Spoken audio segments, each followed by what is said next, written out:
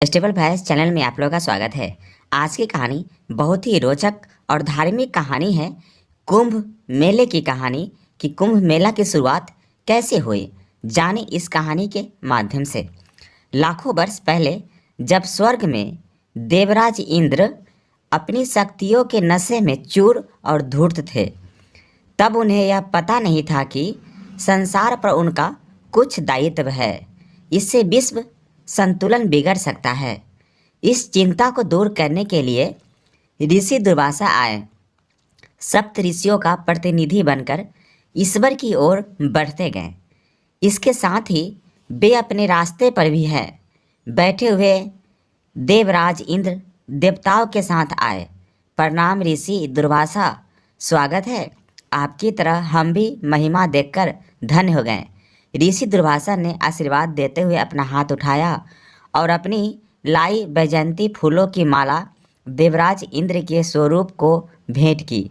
घमंड में चूर देवराज इंद्र ने उस माला को एरावत के गले में डाल दिया और एरावत ने उसे अपने गले से उतारकर पैरों से रौंद दिया। ऋषि दुर्वासा अपने अपमान से क्रोधित हो गए और उन्होंने कहा, नॉक्स, हे इंद्र, तुमने गर्व से मुझे दिए गए फूलों का सम्मान नहीं किया। मैं शपथ लेता हूँ कि आपकी त्रिलोकी का वैभव नष्ट हो जाएगा। हे ऋषिवर, हमें क्षमा कर दीजिए, हम पर दया कीजिए। जो धरती आपने मुझे दी है यह मुझ पर फेंका गया है। आप और आप सभी देवताओं का त्रिभुवन शिव से विहीन हो जाएगा। ऐसा कहकर ऋषि दुर्वासा वहाँ से चले गए।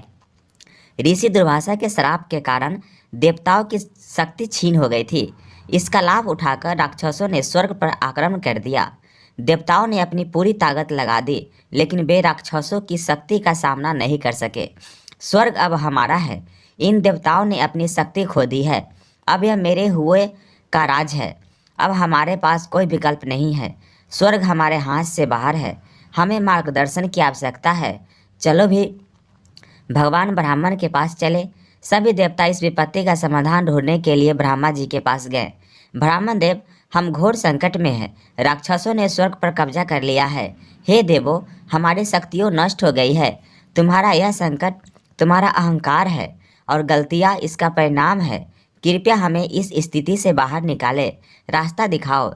इस समस्या का समाधान केवल भगवान विष्णु के पास है। चलो हम सब उनकी शरण में चले गए। भगवान ब्राह्मण और सभी देवता ब्रह्मलोक से भगवान विष्णु जी के पास चले गए।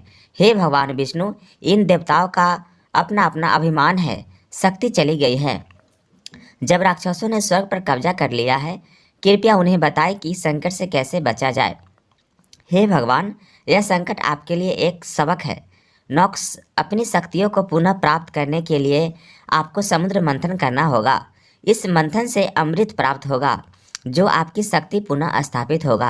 हे भगवान, आप हमारे साथ क्यों जुड़ना चाहते हैं? वे हमारे दुश्मन हैं। उन्हें इस बात पर विश्वास दिलाएं कि वे भी अमृत से लाभान्वित होंगे। इस कार्य में मुझे धैर्य संयम से काम लेना होगा, लेकिन याद रखना, अंत में अमृत केवल देवताओं को ही प्राप्त होगा। भगवान विष्णु ने देवताओं से समुद्र मंथन करने का सुझाव दिया। इसमें असुरों को भी शामिल करना अनिवार्य था। इस कार्य को सिद्ध करने के लिए देवराज इंद्र ने राजा इंद्र यज्ञ में जाते हैं। स्वर्ग का अधिकार खोकर अब क्यों आए हो? मैं यहाँ एक प्रस्ताव लेकर आया हूँ। ये प्रस्ताव न केवल देवताओं के लिए है, बल्कि गरीबों के लिए भी लाभदायक है। देवताओं का प्रस्ताव और यह हमारे लिए भी लाभदायक है। यह सुनने लायक है। बताओ, तुम्हारा प्रस्ताव क्या है? हम समुद्र मंथन का प्रस्ताव रखते हैं। इस मंथन से अमृत प्राप्त होगा जो अमृत प्रदान करता है। इस कार्य में हमें आपके सहयोग की आवश्यकता है। अमृत अमृत और हमें इसमें सहयोग करना होगा। इसका क्या लाभ होगा? आपको भी अमृत का लाभ मिलेगा। ईश्वर और अमर दोनों अमर हो सकते हैं, लेकिन यह कार्य केवल अकेले संभव नहीं है। हमें अपनी शक्ति दीजिए और सहयोग की आवश्यकता है। चर्चा के बाद बाली कुछ क्षण के लिए विचार में डूब जाता है और पुनः इंद्र के पास लौटता है। ठीक है इंद्र, हम इस प्रयास में सहयोग करेंगे, लेकिन याद रखो, हम अमृत में अपना हिस्सा चाहते हैं।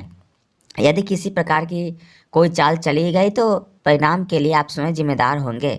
हमारी ओर से कोई धोखाधड़ी नहीं होगी। यह हम सभी के लिए लाभदायक होगा। इस प्रकार इंद्र और बलि के बीच समझौता हो गया। देवताओं और दानवों ने मिलकर समुद्र मंथन की तैयारियां शुरू कर दी है। भगवान विष्णु ने कूर्म अवतार लेकर चंद्रांचल पर्वत की को अपनी पीठ पर स्थापित कर लिया। इस प्रकार समुद्र मंथन का कार्य शुरू हुआ। सबसे पहले समुद्र मंथन का एक भयंकर विष निकला। इसके बाद कामधेनु दिव्य गाय प्रकट हुई। ऐरावत धन संपदा और खुशी की देवी लक्ष्मी का प्रतीक है। और दिन के अंत में भगवान धन्वंतरी समुद्र मंथन से सबसे महत्वपूर्ण रत्न अमृत के साथ प्रकट हुए। देवता और दानव दोनों को इसे पाना है। तुम्हारे संपूर्ण जीवन को उसने शक्ति दी। भगवान विष्णु मोहिनी का रूप धारण करते हैं ताकि अमृत देवताओं को मिल सके। आप सभी को अमृत मिलेगा, लेकिन यह सही तरीके से करना होगा। मैं इसे साझा करूंगा। भगवान विष्णु ने मोहिनी रूप धारण किया और असुर उनकी सुंदरता और आकर्षण से मोहित हो गए। असुरों का मानना था कि मोहिनी अमृत बांटेगी, लेकिन उसने अपनी चतुराई से देवताओं को अमृत प्राप्त करने में सफल कर दिया। यह धोखा था। हमें अमृत नहीं मिला, हम इसका पालन करेंगे। भगवान विष्णु ने हमें अमृत वितरित किया, अब हमें इसकी रक्षा करनी होगी। असुरों द्वारा अमृत के लिए देवताओं का पीछा करने का संघर्ष शुरू हुआ और जारी रहा। असुरों और देवताओं के बीच यह संघर्ष पूरे आकाश में फैल गया है। इस दौरान अमृत के कुछ टुकड़े जमीन पर गिर गए। अमृत की गिरती बूंदों से प्रयाग, हरिद्वार, नासिक, उज्जैन पवित्र हो गए। हर साल इन स्थानों पर श्रद्धालुओं का मेला लगता है। कुंभ मेला प्रत्येक 12 वर्ष में आयोजित किया जाता है। यह समय चक्र ब्रह्मंडलीय घटनाओं से जुड़ा है, जब सूर्य, चंद्रमा और बृहस्पति ग्रह एक दूसरे से टकराते हैं। विशेषकर यदि ये चारों पवित्र स्थान ऊपर स्थित हो तो यह समय कुंभ मेले के आयोजन के लिए उपयुक्त माना जाता है। तो यह था ऋषि दुर्वासा का श्राप और कुंभ मेले की पवित्र यात्रा। यह अद्भुत कहानी एक श्राप से पैदा हुई थी और अब यह हमारे लिए प्रेरणा बन गई है। यदि आपने इस कहानी से कुछ सीखा है और आपकी रुचि है तो कृपया इसे लाइक, शेयर और सब्सक्राइब अवश्य करें। यह हमें बेहतर वीडियो बनाने के लिए प्रेरित करती है। और इस कहानी का कौन सा पार्ट्स आपको अच्छा लगा कमेंट्स करके ज़रूर बताएं। और आप इस चैनल पर नए हैं तो कृपया इसे लाइक, शेयर और सब्सक्राइब कर लीजिए। Thank you.